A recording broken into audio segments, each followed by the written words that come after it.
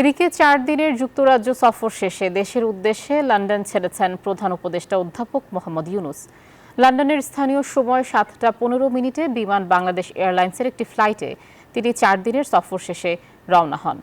এই সফরে প্রধান উপদেষ্টা অধ্যাপক ডক্টর মোহাম্মদ ইউনূসের সঙ্গে বিএনপির ভারপ্রাপ্ত চেয়ারম্যান তারেক রহমানের একান্ত বৈঠক অনুষ্ঠিত হয়েছে।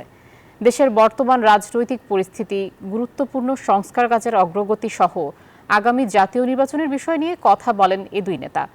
সফরকালে মোহাম্মদ ইউনূস বৃহস্পতিবার কিংস চার্লস তৃতীয় হারমোনি অ্যাওয়ার্ড ২০২৫ সম্মাননা গ্রহণ করেন।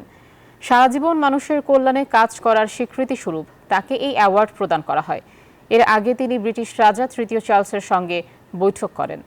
এছাড়া সরকারি এ সফরে প্রধান উপদেষ্টা যুক্তরাজ্যের হাউস অব কমন্সের স্পিকার ছাড়াও একাধিক গুরুত্বপূর্ণ ব্যক্তির সঙ্গে বৈঠক করেন। বান্ডেল থাকলে প্রতি সেনমানিতে টাকা বাঁচবে। বিকাশ সেনমানি বান্ডেল কিনে জিতুন প্রতি লেনদেনে।